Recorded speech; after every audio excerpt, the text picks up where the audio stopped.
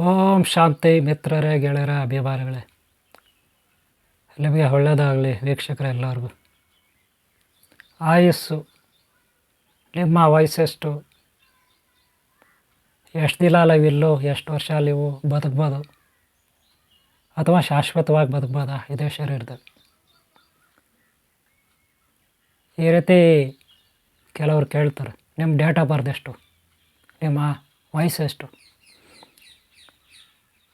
ಮನುಷ್ಯರಿಗಾದರೆ ಇವರೆಲ್ಲ ಹೇಳ್ತಾರಾಗ ಅವ್ರ date of birth ಹೇಳ್ತಾರೆ, ನನಗೆ ಎಷ್ಟು ವರ್ಷ ಆಗಿದೆ ಅಂತ ಅವಾಗ ಕ್ಯಾಲ್ಕುಲೇಟ್ ಮಾಡ್ತಾರೆ ಡೇಟ್ ಆಫ್ ಬರ್ತ್ ಆಧಾರದ ಮೇಲೆ. ಅಕಸ್ಮಾತ್ ಈ ರೀತಿ ಕೂದಲೆಲ್ಲ ಅರ್ಥ ಹೋಗ್ಬಿಟ್ಟಿದ್ರೆ, ಈ ಥರ ಸಣ್ಣಗೆ ಬೆಳೆಸಾಯಿದ್ರೆ, ಈ ರೀತಿ ಗಡ್ಡ ಬಿಟ್ಕೊಂಡು ವಿಷಯ ಬಿಟ್ಕೊಂಡು ಕೂದಲು ಈ ಥರ ಇದ್ದರೆ, ಇವ್ರ ವಯಸ್ಸಾಗ್ಬಿಟ್ಟಿದೆ, ಹಬ್ಬ ಮಾತ್ರ ಇಲ್ಲ ಒಂದು 5 ವರ್ಷ 10 ವರ್ಷ ಬದುಕ್ಬೋದಿಲ್ಲ, ಇವರು ಸತ್ತೋಗ್ಬೋದಿಲ್ಲ. ಎಲ್ಲ ಇವ್ರಿಗೊಂದು 60 70 80 ಆಗೋಗಿದೆ, 90 ಆಗೋಗಿದೆ, ಈ ರೀತಿ ಹೇಳ್ತಾರೆ.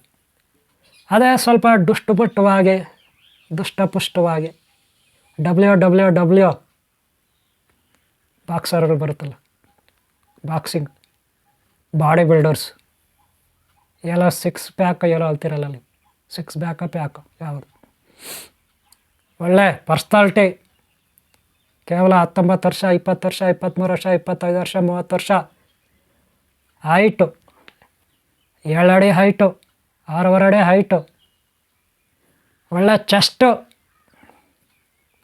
ಒಳ್ಳೆ ಹೀರೋ ಸಲ್ಮಾನ್ ಖಾನ್, ಋತಿಕ್ ರೋಷನ್, ಅಮೀರ್ ಖಾನ್, ಹಾಗೆ ಬಾಹುಬಲಿ ಪ್ರಭಾಸ್, ಹಾಗೆ ಚಿರಂಜೀವಿ, ಬಾಲಕೃಷ್ಣ, ಜೂನಿಯರ್ ಎನ್ಟಿಆರ್, ಹಾಗೆ ಡಾಕ್ಟರ್ ರಾಜ್ಕುಮಾರ್, ವಿಷ್ಣುವರ್ಧನ್, ಅಂಬರೀಷ್, ಶಿವರಾಜ್ ಕುಮಾರ್, ರಾಘವೇಂದ್ರ ರಾಜ್ಕುಮಾರ್, ಪುನೀತ್ ರಾಜ್ಕುಮಾರ್, ಹಾಗೆ ಯಶ್, ದರ್ಶನ್ ಇತ್ಯಾದಿ ಇತ್ಯಾದಿ ಇತ್ಯಾದಿ. ಹಾಗೆ ತಮಿಳಲ್ಲಿ ವಿಜಯ್, ವಿಕ್ರಮ್, ಸೂರ್ಯ, ಕಮಲಾಸನ್, ರಜನಿಕಾಂತ್ ಇತ್ಯಾದಿ. ತೆಲುಗುನಲ್ಲಿ ಮಹೇಶ್ ಬಾಬು, ಕಲ್ಯಾಣ್ ರಾಮ್, ಜಗಪತಿ ಬಾಬು ಇತ್ಯಾದಿ ಇತ್ಯಾದಿ ಅಲ್ವಾ ಹೀರೋಗಳು. ಹಾಗೆ ಹೀರೋಯಿನ್ಗಳು ಒಳ್ಳೆ ಪರ್ಸ್ನಾಲಿಟಿ ನೋಡೋಕ್ಕೆ. ಹಾಗೆ ಮನುಷ್ಯರು ಮಾಮೂಲಿ ಪ್ರಜೆಗಳು ಕೂಡ ಒಳ್ಳೆ ನೋಡಿದ ತಕ್ಷಣ ಅಟ್ರಾಕ್ಟ್ ಆಗಬೇಕು. ಇವರು ಗ್ಯಾರಂಟಿ ಆರೋಗ್ಯವಂತರು, ಗ್ಯಾರಂಟಿ ಇನ್ನೂ 100 ವರ್ಷ ಬದುಕ್ತಾರೆ, ಇಷ್ಟೇ ಆಲೋಚನೆ ಮಾಡ್ತಾರೆ. ಯಾಕ್ರಿ, ಪುನೀತ್ ರಾಜ್ಕುಮಾರ್ಗೆ ಎಷ್ಟು ಆಯುಸ್ಸಾಗಿತ್ತು? ಯಾರಾದರೂ ಅಷ್ಟು ಬೇಗನೆ ಅವರು ರೈಟ್ ಹೇಳ್ತಾರಂತ ಯಾರಿಗಾನ ಗೊತ್ತಿತ್ತ? ಗೊತ್ತೈತನ್ರಿ? ಗೊತ್ತಿಲ್ಲ. ಯಾಕೆ ಅವರಪ್ಪ ಬದುಕಲಿಲ್ವಾ? ವಿಷ್ಣುವರ್ಧನ್ ಬದುಕಲಿಲ್ವಾ? ಅಂಬರೀಷ್ ಬದುಕಲಿಲ್ವಾ? ಪುನೀತ್ ರಾಜ್ಕುಮಾರ್ಗೆ ಏನಾಗಿತ್ತು ರೀ? ನೋಡೋಕೆ ಒಳ್ಳೆ ಹೀರೋ ಅಲ್ಲನ್ರಿ? ಅಷ್ಟು ಬೇಗನೆ ಅವ್ರು ಹೋಗ್ತಾರಂತ ಯಾರಿಗಾನ ಕನಸು ಬಿದ್ದಿತ್ತ ಅಥವಾ ಕನಸು ಕಂಡಿದ್ರ? ಅವ್ರು ನೋಡಿದ ತಕ್ಷಣ ಏನಂತಾರೆ, ಇವ್ರನ್ನೆಲ್ಲ ನೋಡಿದ್ರೆ ಇನ್ನೂ 100 ವರ್ಷ ಬದುಕ್ತಾರೆ ಅಂತಾರೆ. ಯಾವ ಆಧಾರದ ಮೇಲೆ ಹೇಳ್ತಾರೆ? ಮುಖ ನೋಡಿ ಹೇಳ್ತಾರೆ, ಶರೀರ ನೋಡಿ ಹೇಳ್ತಾರೆ, ಅವರ ಆಕ್ಟಿವಿಟಿ ನೋಡಿ ಹೇಳ್ತಾರೆ. ಆದರೆ ಒಳಗಡೆ ಎಷ್ಟು ಆರೋಗ್ಯ ಇದೆ, ಅವ್ರ ಶರೀರಕ್ಕೆ ಎಷ್ಟು ವಯಸ್ಸಾಗಿದೆ, ಒಳಗಡೆ ಶೆಲ್ಸ್ಗೆ, ಕಣಗಳಿಗೆ, ಜೀವಕೋಶಗಳಿಗೆ, ಹಾರ್ಮೋನ್ಸ್ಗೆ, ಜೀವಕೋಶಗಳಿಗೆ, ಕ್ರೋಮೋಜೋಮ್ಸ್ಗೆ ಎಷ್ಟು ವಯಸ್ಸಾಗಿದೆ ಯಾರಪ್ಪ ಹೇಳ್ತಾರೆ? ಅವಳಿಗೆ ತನ್ನದೇ ಆದ ಒಂದು ವಯಸ್ಸಿರುತ್ತೆ ಹಾರ್ಮೋನ್ಸ್ಗೆ ಅಲ್ವಾ? ಯಾರೋ ಗೊತ್ತಿದ್ದು ನೋಡಿ ಇವರೇ, ಪ್ರತಿಯೊಬ್ಬ ಮನುಷ್ಯನ ಶರೀರದಲ್ಲಿ ಅಥವಾ ಜೀವರಾಶಿಗಳಲ್ಲಿ, ಅದು ಗಿಡ ಮರ ಬಳ್ಳಿ ಎಲೆ ಆಗಿರಲಿ, ಆ ಕ್ರೋಮೋಜೋಮ್ಸ್ ಅಂತ ಒಂದಿರುತ್ತೆ. ಅದು ವೈ ಟೈಪ್ ಇರುತ್ತೆ. ವೈ ಇರುತ್ತಲ್ಲ ಇಂಗ್ಲೀಷಲ್ಲಿ, ಆ ಥರ 2 ಕವಲು ಹಿಡ್ಕೊಂಡು ಕೆಳಗಡೆ ಒಂದು ವೈ ಥರ ಇರುತ್ತೆ. ವಿ ಥರ ಅಲ್ಲ, ವ್ಯೂ ಥರ ಅಲ್ಲ, ವೈ ಇಂಗ್ಲೀಷಲ್ಲಿ ವೈ ಇರುತ್ತಲ್ಲ ಆ ಥರ ಇರುತ್ತೆ. ಮೇಲ್ಗಡೆ ಅದಕ್ಕೆ 2 ಟೋಪಿ ಇರುತ್ತೆ. ಇದ್ರ ಮೇಲೆ ಒಂದು ಟೋಪಿ, ಇದ್ರ ಮೇಲೆ ಒಂದು ಟೋಪಿ. ಆಯುಸ್ಸು ನಮಗೆ ಜಾಸ್ತಿ ಇದ್ದರೆ ಆ ಟೋಪಿಗಳು ಶುದ್ಧವಾಗಿ ಪುಷ್ಟವಾಗಿ ಉದ್ದವಾಗಿರ್ತವೆ. ಆಯುಸ್ ಕಡಿಮೆ ಆಗ್ತಾ ಹೋದರೆ ಆ ಟೋಪಿಗಳು ಸೌದೋಗ್ತಾ ಹೋಗ್ತವೆ. ಎಷ್ಟು ಸೌದಿದ್ದಾವೆ ಅದರ ಮೇಲೆ ಆಧಾರ ನಿರ್ಣಯ ಅದರ ಮೇಲೆ ಆಯುಸ್ಸನ್ನು ನಾವು ನಿರ್ಣಯ ಮಾಡಬೇಕಾಗುತ್ತೆ ಶರೀರದಲ್ಲಿ. ಅಷ್ಟೇ ಹೊರತು ಹುಟ್ಟಿದ ಡೇಟ್ ಆಫ್ ಬರ್ತ್ ಇಟ್ಕೊಬಿಟ್ಟು, ಹುಟ್ಟಿದ ಜನ್ಮ ದಿನಾಂಕ ಇಟ್ಕೊಬಿಟ್ಟು, ಅಥವಾ ಮನುಷ್ಯನ ನೋಡಿದ ತಕ್ಷಣವೇ ದುಷ್ಟಪುಷ್ಟವಾಗಿದ್ದಾನೆ, ಚೆನ್ನಾಗಿ ಬದುಕ್ತಾನೆ ಅಂದ್ಕೊಳ್ಳೋದು ಅದು ಶುದ್ಧ ಅಸತ್ಯ, ಸುಳ್ಳು. ಅವ್ರಿಗೆ ವಯಸ್ಸಾಗ್ಬಿಟ್ಟಿದೆ, ಮುದುಕ 70 ವರ್ಷ 80 ವರ್ಷ 90 ವರ್ಷ ಆಗಿದೆ, ಅವ್ನು ಸತ್ತೋಗ್ಬಿಡ್ತಾನೆ, ಅದು ತಪ್ಪು ಕಲ್ಪನೆ ನಿಮ್ಮದು. ಇವ್ರಿಗೇನು ವಯಸ್ಸು 25 ವರ್ಷ, ನೋಡೋಕೆ ಒಳ್ಳೆ ಹೀರೋಯಿಲು, ಓಹೋ ಒಳ್ಳೆ ಬಾಕ್ಸರು, ಕುಸ್ತಿಪಟು, ಚೆನ್ನಾಗಿದ್ದಾಳೆ, ಏನು ಸಿಕ್ಸ್ ಪ್ಯಾಕ್, ಏನು ಬಾಡಿ, ಏನು ಮಜಲ್ಸ್ ಶಕ್ತಿ ಬರುತ್ತೆ ಅಂದರೆ ಖಂಡಿತ ಅಲ್ಲ, ಅದು ಸುಳ್ಳು. ನಮ್ಮ ಶರೀರದಲ್ಲಿ ಆಯುಸ್ಸು ಮುಗಿಯೋದು ಹೇಗಪ್ಪ ಅಂದರೆ, ನಮಗೆ ಒಂದು 5 ಟೈಪಲ್ಲಿ ಆಯುಸ್ಸು ಮುಗಿಯುತ್ತೆ. ಒಂದು ಆತ್ಮಹತ್ಯೆ ಮಾಡಿಕೊಂಡ್ರೆ ಯಾರಾದರೂ ಸೂಸೈಡ್ ಮಾಡಿಕೊಂಡ್ರೆ ಸತ್ತೋಗ್ತಾರೆ, ಇದು ಒಂದನೇದು. ಯಾಕೆ ಆ ರೀತಿ ಆತ್ಮಹತ್ಯೆ ಮಾಡಿಕೊಂಡ್ರೆ ಸತ್ತೋಗ್ತಾರೆ ಅಂದರೆ, ಅವರು ನೇಣಾಕ್ಕೊಂಡಾಗ ಉಸಿರಾಡೋದಿಲ್ಲ, ಆಮ್ಲಜನಕ ಶರೀರಕ್ಕೆ ಬೇಕಾಗೋದು ಸಿಗಲ್ಲ, ಆವಾಗ ಬ್ರೈನ್ ಡೆಡ್ ಆಗುತ್ತೆ ಆತ್ಮಹತ್ಯೆ ನೇಣಾಕ್ಕೊಂಡ್ರೆ. ಅಥವಾ ವಿಷ ಕುಡಿದ್ರೆ ಒಳಗಡೆ ಕರುಳುಗಳು ತೂತಾಗುತ್ತೆ, ಎಲ್ಲಂದ್ರಲ್ಲಿ ತೂತುಗಳಾಗ್ಬಿಡುತ್ತೆ, ಅದರಿಂದ ಸತ್ತೋಗ್ತಾರೆ. ಅಥವಾ ಬೆಂಕಿ ಹಚ್ಕೊಂಡ್ರೆ ಇಡೀ ಶರೀರ ಸುಟ್ಟೋಗುತ್ತೆ, ಆ ನೋವಿಗೆ ತಡ್ಕೊಳಕ್ಕಾಗಲ್ಲ. ಆವಾಗ ಶರೀರದಲ್ಲಿರುವ ಇವು ಪಂಚ ಪ್ರಾಣಗಳು ಅಥವಾ ಆತ್ಮ ಅಂತಿರಲ್ಲ ನೀವು, ಅದು ಬಲಾತ್ಕಾರವಾಗಿ ಹೊರಗಡೆ ಹೊರಟೋಗುತ್ತೆ, ಭಯ ಬಿದ್ದು ತಡ್ಕೊಳಕ್ಕಾಗಲ್ಲ ಆ ನೋವನ್ನ, ಅದಕ್ಕೆ ಹೊರಗಡೆ ಹೋಗ್ಬಿಡುತ್ತೆ. ಮತ್ತು ಒಳಗೆ ಬರೋಕ್ಕೆ ಅದಕ್ಕೆ ಯಾವುದೇ ದಾರಿ ಗೊತ್ತಿರಲ್ಲ. ಇದೊಂಥರ ಹೆಂಗಂದ್ರೆ, ಪ್ರದ್ಯುಮ್ನ ಯಾರು ಅಭಿಮನ್ಯು ಒಳಗಡೆ ಹೋದ ಕುರುಕ್ಷೇತ್ರದಲ್ಲೇ ಮತ್ತೆ ಈಚೆ ಬರೋಕ್ಕಾಗಲಿಲ್ಲ, ಅದು ಗೊತ್ತಿರಲಿಲ್ಲ. ತಾಯಿ ಗರ್ಭದಲ್ಲಿರುವಾಗ ಹೇಳಿದ್ರು ಒಳಗಡೆ ಹೋಗೋದು ಮಾತ್ರ ಆತ ಕಲ್ಕೊಂಡಿದ್ದ. ಸುಭದ್ರ ಅವರ ಹೊಟ್ಟೆ ಒಳಗಿರೋವಾಗ ಅವರ ಅಣ್ಣ ಶ್ರೀಕೃಷ್ಣ ಭಗವಾನ ಗೊತ್ತಲ್ಲ ನಿಮಗೆ, ಕಥೆ ಹೇಳಬೇಕಾದ್ರೆ. ಆದರೆ ಏನು ಕೇಳಿಸ್ಕೊಂಡಿದ್ದ, ಕುರುಕ್ಷೇತ್ರ ಒಳಗಡೆ ಹೆಂಗೆ ಹೋಗ್ಬೇಕು ಅದು ಮಾತ್ರ ಕೇಳಿಸ್ಕೊಂಡಿದ್ದ. ಯಾರೋ ಅಭಿಮನ್ಯು ಅವರ ಗರ್ಭದಲ್ಲಿರೋ ತಾಯಿ ಗರ್ಭದಲ್ಲಿ. ಆದರೆ ಈಚೆ ಬರೋದು ಹೆಂಗೆ ಅಂತ ಅದು ಅಲ್ಲಿಗೆ ನಿಲ್ಲಿಸ್ಬಿಟ್ಟಿರ್ತಾನೆ ಶ್ರೀಕೃಷ್ಣ ಭಗವಾನ್. ಯಾಕೆ ಅಂದರೆ ಕಥೆ ಹೇಳ್ತಿರ್ತಾನೆ ಸುಭದ್ರಾಗೆ. ಸುಭದ್ರ ಕೇಳಿಸ್ಕೊತಿರ್ತಾಳೆ, ಯಾರಿಗೂ ಹೇಳಬಾರ್ದು ಈ ರಹಸ್ಯ ಅಂದ್ಬಿಟ್ಟು. 7 ಸುತ್ತಿನ ಕೋಟೆ ಒಳಗೆ ಕುರುಕ್ಷೇತ್ರ ಒಳಗಡೆ ಹೋದವರು ಈಚೆ ಬರಲ್ಲ. ಆದರೆ ಶ್ರೀಕೃಷ್ಣ ಭಗವಾನ ಹೇಳೋ ಕತೆ ಹೆಂಗೆ ಹೋಗ್ಬೇಕು ಒಳಗಡೆ, ಮತ್ತು ಹೇಗೆ ಆಚೆ ಬರಬೇಕು ಇದ್ದವನ್ನು. ಯಾಕಂದರೆ 7 ಸುತ್ತಿನ ಒಂದು ಕೋಟೆ, ಅದು ಕೋಟೆ ಅಂದರೆ ಕೋಟೆ ಅಲ್ಲ, ಸೈನಿಕರು 7 ಸುತ್ತು ಇರ್ತಾರೆ ರೌಂಡು, ಅವ್ರನ್ನ ಭೇದಿಸ್ಕೊಂಡು ಒಳಗಡೆ ಹೋಗ್ಬೇಕು, ಮತ್ತು ಈಚೆ ಬರಬೇಕು. ಆ ಥರ ಒಂದು ಯುದ್ಧದಲ್ಲಿ ಒಂದು ಟೆಕ್ನಿಕ್ ಇರುತ್ತೆ, ತಂತ್ರ. ಅದನ್ನು ಬಳಸ್ಬಿಟ್ರೆ ಹೆಂಗೆ ನಾವು ಬಚಾವ್ ಹೋಗ್ಬೇಕು ಅನ್ನೋದು ಒಂದು ಕಲೆ ಇರುತ್ತೆ, ಕಲೆ, ಅನುಭವ, ವಿದ್ಯೆ ಇರುತ್ತೆ. ಆದರೆ ಒಳಗಡೆ ಹೋದ ಹೆಂಗೆ ಅಂತ ಶ್ರೀಕೃಷ್ಣ ಭಗವಾನ ಸುಭದ್ರಾಗೆ ಹೇಳ್ತಿರ್ತಾನೆ. ಸುಭದ್ರ ಆಯ್ತಣ್ಣ, ಹ್ಞೂ ಅಣ್ಣ, ಅಣ್ಣ, ಹಂಗಣ್ಣ ಅಂತ ಇರ್ತಾಳೆ.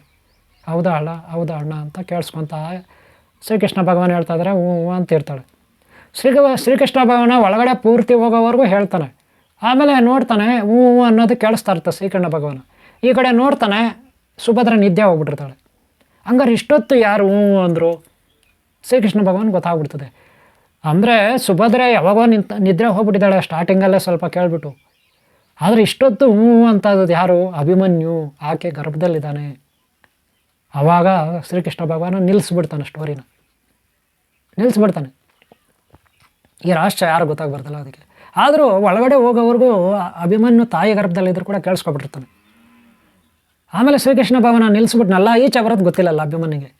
ಅದೇ ರೀತಿ ಜೀವನದಲ್ಲೇ ಆತನಿಗೆ ಒಬ್ಬನಿಗೆ ಮಾತ್ರ ಗೊತ್ತಿರುತ್ತೆ ಒಳಗಡೆ ಹೋಗೋದು. ಆದರೂ 100,000 ಜನ 1,000 ಜನನ ಬಲಿ ತಗೊಳ್ತಾನೆ ಒಳಗಡೆ ಹೋಗೋವರೆಗೂ ಅಭಿಮನ್ಯು.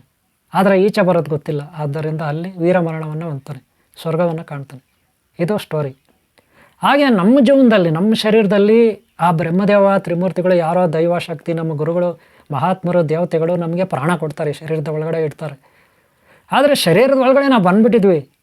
ಒಂದು ಸಾರಿ ನಾವು ಆಚೆ ಹೋಗ್ಬಿಟ್ರೆ ಮತ್ತೆ ಒಳಗೆ ಬರೋಕ್ಕಾಗಲ್ಲ. ಇಲ್ಲಿ ಉಲ್ಟಾ, ಅಲ್ಲಿ ಕುರುಕ್ಷೇತ್ರದಲ್ಲಿ ಒಳಗಡೆ ಹೋದರೆ ಈಚೆ ಬರೋಕ್ಕಾಗಲ್ಲ. ಇಲ್ಲಿ ಹೆಂಗಪ್ಪ ಅಂದರೆ ಶರೀರದ ಒಳಗೋದ್ಮೇಲೆ ನಾವು ಈಚೆ ಹೊರಟೋಗ್ಬೋದು, ಆತ್ಮಹತ್ಯೆ ಮಾಡ್ಕೋಬೋದು, ಗನ್ನಲ್ಲಿ ಶೂಟ್ ಮಾಡ್ಕೋಬೋದು. ಒಂದು ಸಾರಿ ನಾವು ಆಚೆ ಹೋಗ್ಬಿಟ್ರೆ ಮತ್ತೆ ಒಳಗೆ ಬರೋಕ್ಕಾಗಲ್ಲ. ಒಳಗೆ ಬರಬೇಕಂದ್ರೆ ಮತ್ತೆ ಆ ದೈವನೇ ಕೃಪೆ ಮಾಡಬೇಕು, ಅಥವಾ ನಾವು ಆ ದೈವಿ ಶಕ್ತಿಗಳಿಗೂ ಮೀರಿದ ವಿದ್ಯೆಯನ್ನು ಕಲಿಬೇಕು.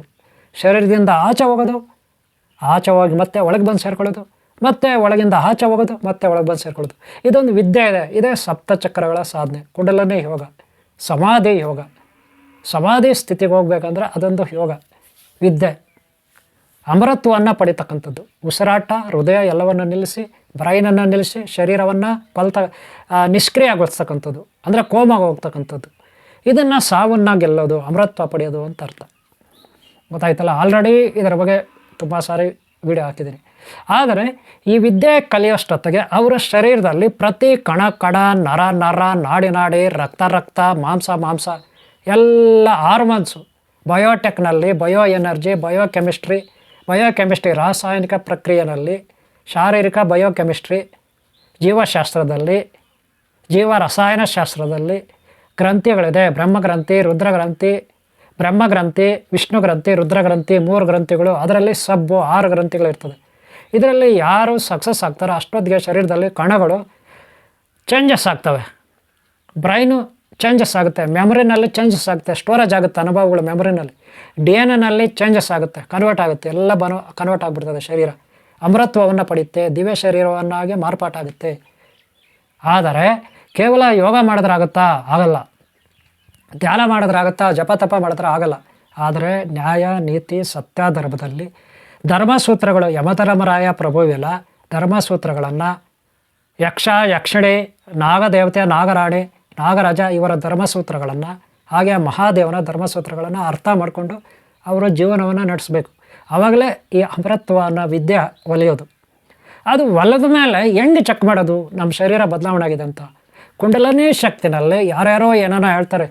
ನನಗೆ ಒಂದು ಚಕ್ರಕ್ಕೆ ಏರ್ಬಿಡ್ತು, ಜುಮ್ ಅಂತು, ಶಾಕ್ ಹೊಡೆದಂಗಾಯ್ತು, ಈ ಕಡೆ ಏನೋ ಬಂದಂಗಾಯ್ತು, ಈ ಕಡೆ ಏನೋ ಶಕ್ತಿ ಪ್ರವೇಶ ಮಾಡಿದಾಗಾಯ್ತು, ವಿದ್ಯುತ್ ಸಂಚಾರ, ಎಲೆಕ್ಟ್ರಿಕ್ ಕರೆಂಟ್ ಸಂಚಾರ ಆದಂಗಾಯ್ತು, 2ನೇ ಚಕ್ರವರೆಗೂ ಏರ್ತು, 3ನೇ ಚಕ್ರವರೆಗೂ ಏರ್ತು, 6ನೇ ಚಕ್ರ ಏರ್ಬಿಡ್ತು, ಕಣ್ಣುಗಳಲ್ಲಿ ಧಾರಾಕಾರವಾಗಿ ನೀರು ಬಂತು, ಆಮೇಲೆ ಇದಕ್ಕಿದಂಗೆ ಎಳೆದ್ಬಿಡ್ತು, ಸಕ್ಸಸ್ ಆಗಲಿಲ್ಲ. ಈಗ ಏನೆಲ್ಲೋ ಹೇಳ್ತಾರೆ ಬಿಡಿ. ನಿಜವಾಗಲೂ ಹಂಗೇನೂ ಆಗಲ್ಲ. ಇದು ನನ್ನದು ಅನುಭವದಲ್ಲಿ. ದೈವಭಕ್ತಿ ಇದ್ದರೆ ಏಕಾಏಕಿ ವಿತಿನ್ 5 ಸೆಕೆಂಡಲ್ಲಿ ಕುಂಡಲಿನಿ ಶಕ್ತಿ ಏರುತ್ತೆ. ಅವರು ಅಮೃತವನ್ನು ಪಡೀತಾರೆ, ಸಮಾಧಿ ಹೊರಟೋಗ್ತಾರೆ, ಉಸಿರಾಟ ನಿಂತಾಗುತ್ತೆ, ಹೃದಯ ನಿಂತಾಗುತ್ತೆ. ಅದು ನಿಜವಾಗಲೂ ಕುಂಡಲಿನಿ ಸಾಧನೆ ಆಗಿದೆ ಅಂತ. 4ನೇ ಚಕ್ರಕ್ಕೆ ಬಂದಾಗಲೇ ಹೃದಯ, ಶ್ವಾಸಕೋಶ ನಿಂತೋಗುತ್ತೆ. ಇದು ಲಲ್ಲಲ್ಬ. ಹಾಗಾದ್ರೆ ಇದೆಲ್ಲ ಪರೀಕ್ಷೆ ಪಡೋದಕ್ಕೆ, ಶರೀರದಲ್ಲಿ ಎಲ್ಲೆಲ್ಲಿ ಬದಲಾವಣೆ ಪರೀಕ್ಷೆ ಪಡೋದಕ್ಕೆ, ಅದಕ್ಕೆ ಒಂದೊಂದಕ್ಕೂ ಸ್ಕ್ಯಾನರ್ಗಳಿರುತ್ತೆ. ಕುಂಡಲಿನಿ ಸಾಧನೆ, ಚಕ್ರಗಳ ಸಾಧನೆಗೆ ಕಿರ್ಲಿನ್ ಫೋಟೋಗ್ರಫಿ ಇರುತ್ತೆ, ಅದರಲ್ಲಿ ಚೆಕ್ ಮಾಡ್ಬೋದು. ಆಯುಸ್ಸನ್ನು ಏನಂದ್ರಲ್ಲಿ ಚೆಕ್ ಮಾಡೋದು? ಇದು ನ್ಯೂಟ್ರಿನಸ್ ಸ್ಕ್ಯಾನರ್ ಇರುತ್ತೆ, ಕರಾಡ ಸ್ಕ್ಯಾನರ್, ನ್ಯೂಟ್ರಿನಸ್ ಸ್ಕ್ಯಾನರ್, ಇದರಲ್ಲಿ ಚೆಕ್ ಮಾಡೋದು. ಹಾಗೆ ಇನ್ನೂ ಬೇರೆ ಸ್ಕ್ಯಾನರ್ಗಳಿರುತ್ತೆ. ಇಲ್ಲ ಬ್ರೈನು, DNA, ನಮ್ಮ DNA ಹೆಂಗೆ ಚೆಕ್ ಮಾಡೋದು? ಅದಕ್ಕೆ ಬೇರೆ ಸ್ಕ್ಯಾನರ್.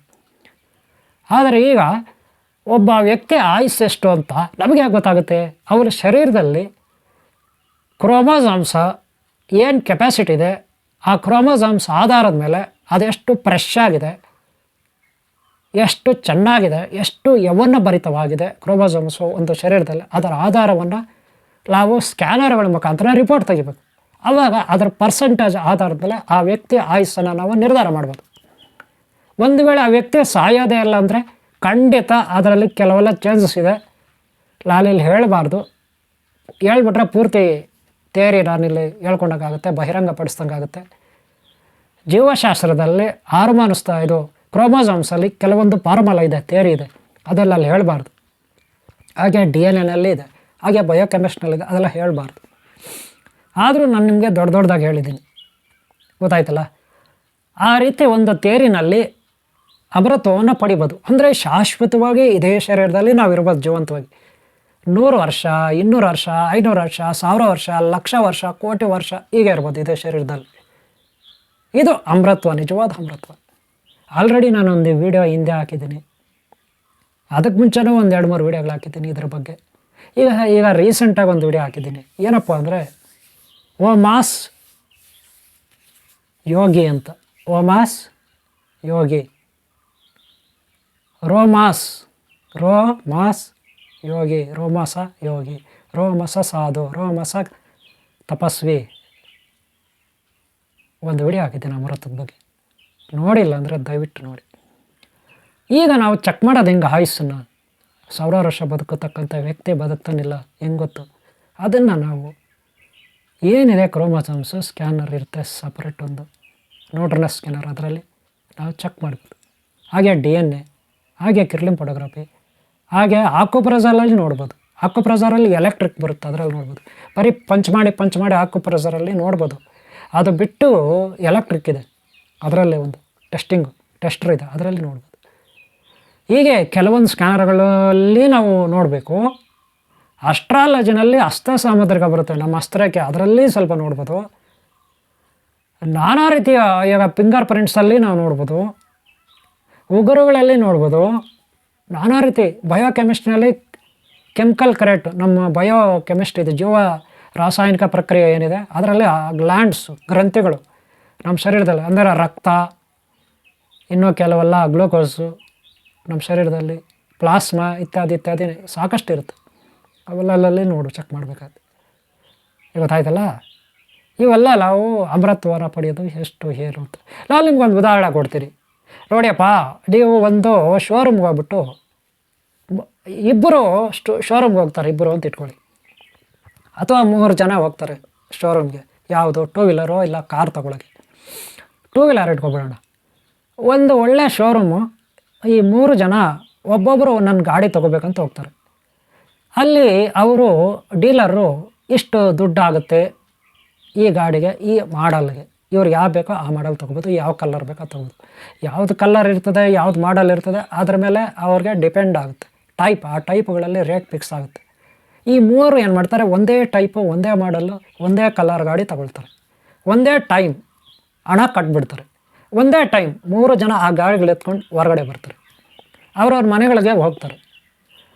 ಮೊದಲನೇ ಅವನೇನು ಮಾಡ್ತಾನೆ, ಏನಿದ್ರು ಆ ಗಾಡಿನ 5 ಕಿಲೋಮೀಟ್ರ್ ದೂರದಲ್ಲಿರೋ ತಮ್ಮ ಆಫೀಸ್ ಆಯಿತು, ಆಫೀಸಿಂದ ಮನೆ ಆಯಿತು, ಡೈಲಿ 10 ಕಿಲೋಮೀಟ್ರ್ ರನ್ ಮಾಡ್ತಾನೆ. ಮಧ್ಯದಲ್ಲಿ ಯಾವಾಗ ತಿಂಗಳಿಗೆ ಸಾರಿ ಎಲ್ಲಾದರೂ ಹೊರಗಡೆ ಒಂದು 50 ಕಿಲೋಮೀಟ್ರ್ ದೂರದಲ್ಲಿ ಯಾವುದಾದ್ರೂ ಪಾರ್ಕು, ದೇವಸ್ಥಾನ ಅಥವಾ ಟೂರಿಸಮ್ ಪ್ಲೇಸು ಅಲ್ಲಿಗೆ ಹೋಗಿ ಬರ್ತಾನೆ. ಅಥವಾ ನೆಂಟರ ಮನೆಗೆ, ಫ್ರೆಂಡ್ಸ್ ಮನೆಗೆ ಹೋಗಿ ಬರ್ತಾನೆ. ಯಾವಾಗ ತಿಂಗಳಿಗೆ ಸಾರಿ ಕೇವಲ 50 ಕಿಲೋಮೀಟ್ರ್ ಹೋಗ್ತಾನೆ, 50 ಕಿಲೋಮೀಟ್ರ್ ಬರ್ತಾನೆ ಅಷ್ಟೇ. ಇನ್ನು ಡೈಲಿ 5 ಕಿಲೋಮೀಟ್ರ್ ಆಫೀಸ್, 5 ಕಿಲೋಮೀಟ್ರ್ ಮನೆ, ಅಷ್ಟನಲ್ಲಿ ಇರ್ತಾನೆ. ಡೈಲಿ ಅದನ್ನು ನೀಟಾಗಿ ಒರೆಸ್ತಾನೆ. ಬಂಕ್ಗೆ ಹೋಗಿ ಒರಿಜಿನಲ್ ಪೆಟ್ರೋಲ್ ಹಾಕ್ಸ್ತಾನೆ, ಒರಿಜಿನಲ್ ಆಯಿಲ್ ಹಾಕ್ಸ್ತಾನೆ, ನೀಟಾಗಿ ಒರೆಸ್ತಾನೆ, ನೀಟಾಗಿ ಇಟ್ಕೊಳ್ತಾನೆ ಗಾಡಿನ ಶುದ್ಧವಾಗಿ. ಅದ್ರ ಮೇಲೆ ಒಂದು ಒಳ್ಳೆ ಕವರ್ ಹಾಕಿರ್ತಾನೆ, ಧೂಳು ದುಮ್ ಕೂತ್ಕೋಬಾರ್ದಂತ. ಯಾರಿಗೂ ಅವನು ಗಾಡಿ ಕೊಡಲ್ಲ, ಬೇರೆಯವ್ರು ಯಾರೇ ಕೇಳಲಿ ಗಾಡಿ ಕೊಡಲ್ಲ. ಅವನ ಹೆಂಡ್ತಿ ಥರ, ಮಕ್ಕಳ ಥರ ನೋಡ್ಕೊಳ್ತಾನೆ ಗಾಡಿನ. ಆದರೆ ಇದು ಎ ಪರ್ಸನ್, ಮೊದಲನೇ A1 ಅವಂದು. ಎರಡನೇ ಬಿ. ಆ B1 ಹೆಂಗಪ್ಪ ಅಂದರೆ ಮೀಡಿಯಮ್, ತಿಂಗಳಿಗೆ ಒಂದು 25 ಕಿಲೋಮೀಟ್ರು ಆಫೀಸ್ಗೋ ಎಲ್ಲಿಗೋ ಹೋಗ್ತಾನೆ, 25 ಕಿಲೋಮೀಟ್ರ್ ಮನೆಗೆ ಬರ್ತಾನೆ, ಅಂದರೆ 50 ಕಿಲೋಮೀಟ್ರ್ ಓಡಿಸ್ತಾನೆ. ಆದರೆ ಮೊದಲನೇವನು ಕೇವಲ 5 ಕಿಲೋಮೀಟ್ರ್ ಹೋಗೋದು, 5 ಕಿಲೋಮೀಟ್ರ್ ಬರೋದು. ಈಗ ಎರಡನೇವನು 50 ಕಿಲೋಮೀಟ್ರ್ ಹೋಗೋದು, 50 ಕಿಲೋಮೀಟ್ರ್ ಬರೋದು, 100 ಕಿಲೋಮೀಟ್ರ್ ಓಡಿಸ್ತಾನೆ ಒಂದು ದಿನಕ್ಕೆ. ಆಮೇಲೆ ಮಧ್ಯದಲ್ಲಿ ಯಾರನ್ನ ಕೇಳಿದ್ರೆ ಫ್ರೆಂಡ್ಸು ಅವ್ರಿಗೆ ಕೊಡ್ತಾನೆ, ಯಾವಾಗ ಒಂದೊಂದು ಟೈಮ್ ಕೊಡ್ತಾನೆ.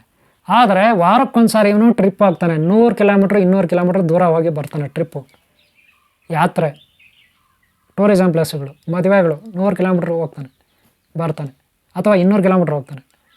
ಆದರೆ ಅವನು ಸ್ವಲ್ಪ ಶುದ್ಧವಾಗಿ ಗಾಡಿನ ಇಟ್ಕೊಳ್ತಾನೆ. ಒಂದೊಂದು ಟೈಮ್ ಎಲ್ಲೋ ಅಲ್ಲಿ ಇಲ್ಲಿ ತೊಗೊಂಡು ಪೆಟ್ರೋಲ್ ಹಾಕ್ಸ್ತಾನೆ, ಆಯಿಲ್ ಹಾಕ್ಸ್ತಾನೆ. ಇದು ಅವನ ಕತೆ.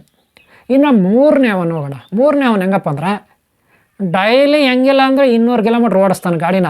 ಡೈಲಿ ವೀಲಿಂಗ್ ಎತ್ತೋದು, ಫ್ರೆಂಡ್ಸ್ಗೆಲ್ಲ ಕೊಡೋದು, ಅವರೆಲ್ಲ ವೀಲಿಂಗ್ ಎತ್ತೆ ಎಡ್ಡಾಮುಡ್ಡಿ ಎಲ್ಲಂದ್ರೆ ಅಲ್ಲೇ ಬೆಟ್ಟಗಳ ಹತ್ರ, ಗುಟ್ಟಗಳ ಹತ್ರ, ತೋಪುಗಳಲ್ಲಿ, ಎಲ್ಲಂದ್ರೆ ಹಳ್ಳ ಕೊಳ್ಳ ಎಲ್ಲ ಕಡೆ ಓಡಿಸ್ತಾರೆ. ಅವ್ರದ್ದು ಏನು ಕೆಲಸ ಅಂದರೆ ವೀಲಿಂಗ್ ಎತ್ತೋದು. ಇನ್ನೊಂದು ಅದನ್ನು ಒರೆಸೋದಿಲ್ಲ, ಒಂದು ಒಳ್ಳೆ ಆಯಿಲ್ ಹಾಕಲ್ಲ.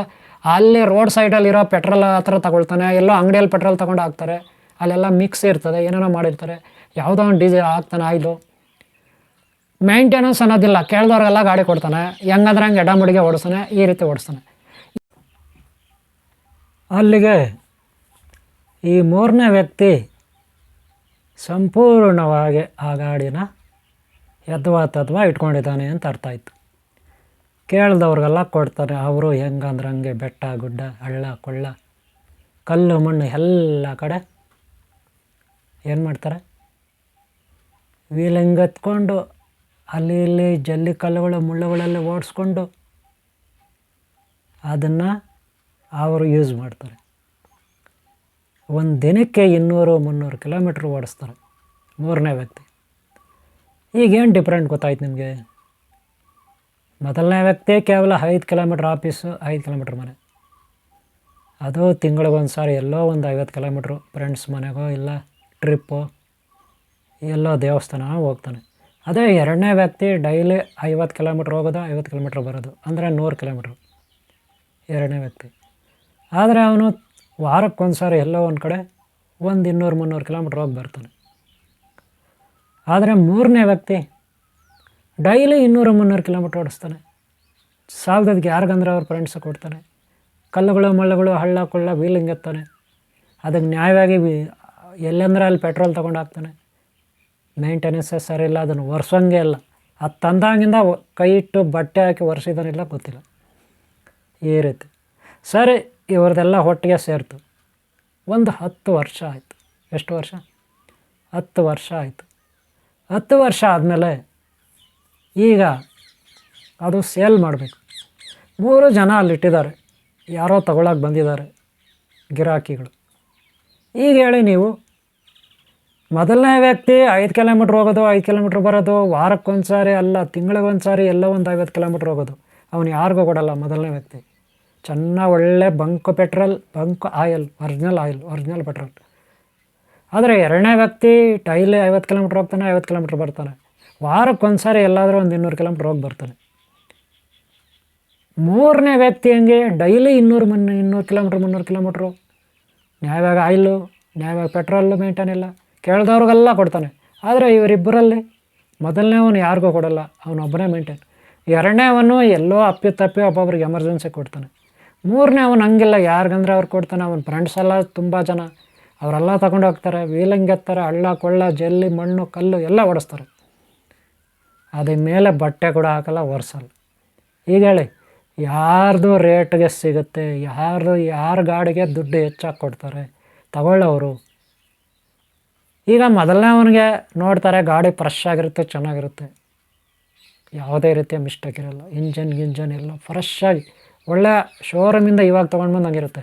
ಆದರೆ ತಂದು 10 ವರ್ಷ ಆಗಿರುತ್ತೆ ಮೊದಲನೇ ಒಂದು. ಅದಕ್ಕೆ ದುಡ್ಡು ಜಾಸ್ತಿ ಕೊಟ್ಟು ತಗೊಳ್ತಾರೆ.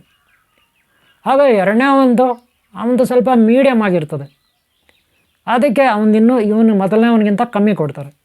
ಮೂರನೇ ಅವನಿಗೆ ತುಂಬ ತುಂಬ ತುಂಬ ತುಂಬ ಕಮ್ಮಿ ಕೊಡ್ತಾರೆ. ಆವಾಗ ಮೂರನೇ ಅವನು ಗಲಾಟೆ ಮಾಡೋದು. ಆಗುತ್ತಾ ಇವ್ರ ಮೇಲೆ ಗಲಾಟೆ ಮಾಡೋಕ್ಕೆ?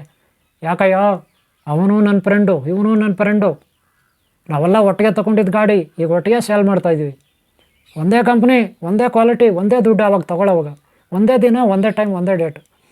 ಇವಾಗ ಯಾಕೆ ನೀವು ನನ್ನ ಗಾಡಿಗೆ ಹೇಗೆ ಕಮ್ಮಿ ಕೊಡ್ತೀರಾ ಅಂತ ಈ ರೀತಿ ಗಲಾಟೆ ಆಗುತ್ತಾ ಮೂರನೇ ವ್ಯಕ್ತಿ ಗಲಾಟೆ ಮಾಡೋಕ್ಕೆ? ಆಗಲ್ಲ. ಅದೇ ರೀತಿ ನಮ್ಮ ಶರೀರಗಳು ಹುಟ್ಟೋದು ಒಂದೇ ಡೇಟ್ ಆಫ್ ಬರ್ತಲ್ಲ, ಎಲ್ಲರೂ ಹುಡ್ತವೆ ಮಕ್ಕಳು. ಒಂದೇ ಹೈಟು, ಒಂದೇ ದಪ್ಪ, ಒಂದೇ ಶರೀರ ಇರಲಿ, ಯಾರು ಬೇಡ ಅಂತಾರೆ? ಒಂದೇ ಸಾರಿ ಹುಡ್ತವೆ, ಒಂದೇ ಡೇಟ್ ಆಫ್ ಬರ್ತಲ್ಲ, ಹುಟ್ಟಲ್ವ ಯಾರು? ಹಂಗಂತ ಒಂದೇ ದಿನ ಸಾಯ್ತವ?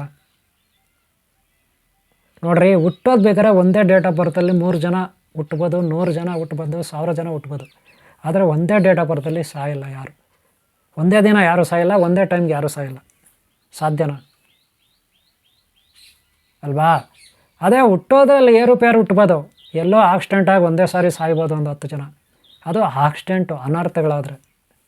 ಆದರೆ ನಾವು ಅನರ್ಥಗಳಿಗೆ ಒಳಗಾಗಲ್ಲ, ನಾವು ಹೆಚ್ಚಾಗಿ ಸುತ್ತಾಡಲ್ಲ, ಮನೆಯಲ್ಲೇ ಇರ್ತೀವಿ ಅಂದರೆ ಅವಾಗ ಹೆಂಗೆ ಆಗುತ್ತೆ ಆಕ್ಸಿಡೆಂಟು? ನಾವು ಆತ್ಮಹತ್ಯೆನೂ ಮಾಡ್ಕೊಳ್ಳಲ್ಲ ಅಂದರೆ ಹೆಂಗಾಗುತ್ತೆ? ಯಾರೂ ನಮ್ಮನ್ನು ಸಾಯಿಸಲ್ಲ ಅಂದರೆ ಹೆಂಗಾಗುತ್ತೆ ಸಾವು? ಫೈನಲಾಗಿರೋದು ಆರೋಗ್ಯ, ನಾವು ತಿನ್ನೋ ಪದಾರ್ಥಗಳು, ಕುಡಿಯೋ ನೀರು, ಉಸಿರಾಡೋ ಗಾಳಿ, ಅಕ್ಕಪಕ್ಕ ವಾತಾವರಣ, ಮನೆಯ ಸುತ್ತಲೂ, ಮನೆಯ ಒಳಗೆ ಶುದ್ಧವಾದ ಗಾಳಿ, ಮನೆಯ ಸುತ್ತಲೂ ಶುದ್ಧವಾದ ವಾತಾವರಣ, ಗಿಡಗಳು, ಹೂವಿನ ಗಿಡಗಳು, ಮರಗಳು, ಶುದ್ಧವಾದ ಗಾಳಿ, ಎಲ್ಲಿ ಕಸ ಗಡ್ಡೆ ಇರಬಾರ್ದು, ವೇಸ್ಟೆಲ್ಲ ಇರಬಾರ್ದು, ಮನೆ ಸುತ್ತಲೂ ಚರಂಡಿಗಳು ಕಾಣೋಂಗಿರಬಾರ್ದು, ಮುಚ್ಚಿರಬೇಕು. ತಿನ್ನುವ ಆಹಾರ ಸಾತ್ವಿಕ ಆಹಾರ, ಬೆಳಗ್ಗೆ ಎದ್ದಾಗಿಂದ ಯಾವ ರೀತಿ ಪ್ರೇಯರ್ ಮಾಡಬೇಕು, ಊಟಕ್ಕೆ ಮುಂಚೆ ಟೀ ಕಾಫಿ ಕುಡಿಬಾರ್ದು, ಯಾವುದೇ ಪಾನೀಯ ಕುಡಿಬಾರ್ದು. ಒಂದು ವೇಳೆ ಕುಡಿದ್ರೆ ವೈದ್ಯಕೀಯವಾಗಿ ಆಯುರ್ವೇದಿಕ್ದು ಏನಾದರೂ ಕೆಲವೊಂದು ಕಷಾಯಗಳು ಕುಡಿಬೋದು ಊಟಕ್ಕೆ ಮುಂಚೆ.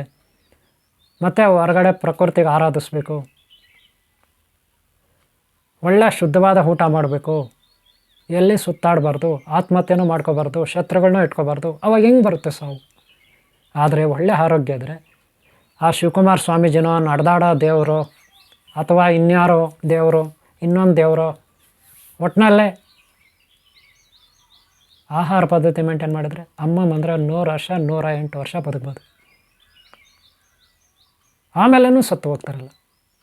ಆದರೆ ನನಗೆ ಈ ಜುಟ್ಟಿದೆ, ಕೂದಲಿದೆ, ಈ ಕೈಗಳೆಲ್ಲ ಸಣ್ಣ ಇದೆ, ಇಷ್ಟು ವಯಸ್ಸಾಗಿದೆ, ಈತನಿಗೆ 90 ವರ್ಷ ವಯಸ್ಸಾಗಿದೆ, 100 ವರ್ಷ ವಯಸ್ಸಾಗಿ ಈತ ಸತ್ತಾಗ್ಬಿಡ್ತಾನೆ, ಆ ರೀತಿ ಹೇಳೋಕ್ಕಾಗುತ್ತಾ? ಈತ ಹುಡುಗ 25 ವರ್ಷ ಹುಡುಗ, ನೋಡೋಕೆ ಎಷ್ಟು ಚೆನ್ನಾಗಿದ್ದಾನೆ, ಸುಂದರವಾಗಿದ್ದಾನೆ, ಒಳ್ಳೆ ಸಿನಿಮಾ ಹೀರೋ ಥರ. ಪುನೀತ್ ರಾಜ್ಕುಮಾರ್ ಎಷ್ಟು ಚಿಕ್ಕವನಲ್ವ, ಅದೇ ಅವ್ರ ಅಣ್ಣಂದ್ರೆ ದೊಡ್ಡವರಲ್ವ. ಇನ್ನೂ ಎಷ್ಟೆಷ್ಟೋ ವಯಸ್ಸಾಗಿರೋ ಸಿನಿಮಾ ಆಕ್ಟರ್ಗಳಿಲ್ವ? ಹಾಗಾದ್ರೆ ಯಾಕೆ ಪುನೀತ್ ರಾಜ್ಕುಮಾರ್ ಮೊದಲೇ ಸತ್ತು ಹೋದರು, ಮೊದಲೇ ಹೋದ್ರವರು, ಶರೀರ ಬಿಟ್ಟರು. ಅದೇ ರೀತಿ ನಿಮ್ಮ ಅಕ್ಕಪಕ್ಕ ಮನೆಗಳು, ನಿಮ್ಮೂರಲ್ಲಿ ಚಿಕ್ಕ ಚಿಕ್ಕ ವಯಸ್ಸಿಗೆ ಒಳ್ಳೆ ನೋಡೋಕೆ ಚೆನ್ನಾಗಿರೋರು 25 ವರ್ಷಕ್ಕೆ, 20 ವರ್ಷಕ್ಕೆ, 19 ವರ್ಷಕ್ಕೆ, 15 ವರ್ಷಕ್ಕೆ ಯಾಕೆ ತೀರೋಗಿದ್ದಾರೆ? ನಿಮ್ಮ ಫ್ರೆಂಡ್ಸು, ನಿಮ್ಮ ಅಕ್ಕಪಕ್ಕ ರಿಲೇಟಿವ್ ಅಲ್ವಾ? ನೋಡ್ರಿ, ನಮ್ಮ ಶರೀರದಲ್ಲಿ ಕ್ರೋಮೋಸೋಮ್ಸ್ ಅಂತಿರುತ್ತೆ, ಹಾರ್ಮೋನ್ಸ್ ಇರುತ್ತೆ, ಹಾಗೆ ಜೀವಕೋಶಗಳಲ್ಲಿ ಸಾಕಷ್ಟು ಬೇರೆ ಬೇರೆ ಥರ ಡಿವಿಷನ್ಸ್ ಇರುತ್ತೆ, ವಿಭಾಗಗಳು. ಅವೆಲ್ಲವೂ ಸರಿ ಇರಬೇಕು. ಯಾವಾಗ ಈ ಕ್ರೋಮೋಸೋಮ್ಸ್ ಇರುತ್ತೆ ಆಗ ವೈ ಟೈಪ್ ಇರುತ್ತೆ, ವೈ ಇದೆಯಲ್ಲ ಆ ಥರ ಇರುತ್ತೆ. ಮೇಲ್ಗಡೆ ಅವಾಗೆ ನಮಗೆ ಹೆಂಗೆ ಉಗುರುಗಳಿದೆ ಆ ಥರ ಟೋಪಿ ಇರುತ್ತೆ, ಸುತ್ತಲೂ ಟೋಪಿ ಮೇಲೆ ನೋಡೋಕ್ಕೆ ವೈ ಥರ ಇರುತ್ತೆ. ಆ ಟೋಪಿ ಫ್ರೆಶ್ ಆಗಿ ಉದ್ದಗೆ ಇರಬೇಕು. ಅದೇನಾದರೂ ಸವಿತಾ ಹೋದರೆ ಅವ್ರಿಗೆ ಏಜ್ ಮುಗಿತಾ ಇದೆ ಅಂತ ಅರ್ಥ. ಆ ರೀತಿ ನಾವು ಕ್ರೋಮೋಸೋಮ್ಸಲ್ಲಿ ಗುರುತಿಸ್ತೀವಿ, ಗೊತ್ತಾಯ್ತಲ್ಲ? ಅವುಗಳ ಆಧಾರದ ಮೇಲೆ ನಾವು ಆಯಸ್ಸನ್ನು ನಿರ್ಧಾರ ಮಾಡ್ತೀವಿ. ಅದಕ್ಕೆ ಬೇರೆ ಬೇರೆ ಸ್ಕ್ಯಾನರ್ಗಳಿರುತ್ತೆ ಚೆಕ್ ಮಾಡೋಕ್ಕೆ. ಒಂದು ವೇಳೆ ನಾವು ಶಾಶ್ವತವಾಗಿ ಶರೀರದಲ್ಲಿ ಇರಬೇಕು, ಇದು ಸಬ್ಜೆಕ್ಟು. ಹೇಗೆ ನೋಡ್ರಿ, ಮೊದಲು ಕೇವಲ ಆಹಾರ ಪದಾರ್ಥಗಳನ್ನು, ಒಳ್ಳೆಯ ಪದಾರ್ಥಗಳನ್ನು ತಿಂದ್ಕೊಂಡು ನಮಗೆ ಆಕ್ಸಿಡೆಂಟೇ ಆಗಲ್ಲ ಅಂತ ಇದ್ದರು, ನಾವು ಆತ್ಮಹತ್ಯೆನೇ ಮಾಡ್ಕೊಳ್ಳಲ್ಲ ಅಂತಿದ್ರು, ಯಾವುದೇ ಪ್ರಕೃತಿನಲ್ಲಿ ಭೂಕಂಪ, ಸುನಾಮಿ, ಯುದ್ಧಗಳು ಅವು ಯಾವುದಕ್ಕೂ ನಾವು ಸಿಗದೆ ಇದ್ದರೂ ಕೂಡ ನಾವು ತಿನ್ನೋ ಆಹಾರ ಪದಾರ್ಥಗಳು ಶುದ್ಧವಾಗಿದ್ದರೆ ಕನಿಷ್ಠ ಒಂದು 120 ವರ್ಷ, 130 ವರ್ಷ ಇವತ್ತು ಗಿನ್ನಿಸ್ ಬುಕ್ ರೆಕಾರ್ಡ್ ಅಷ್ಟು ಮ್ಯಾಕ್ಸಿಮಮ್ 130 ಅಷ್ಟೇ.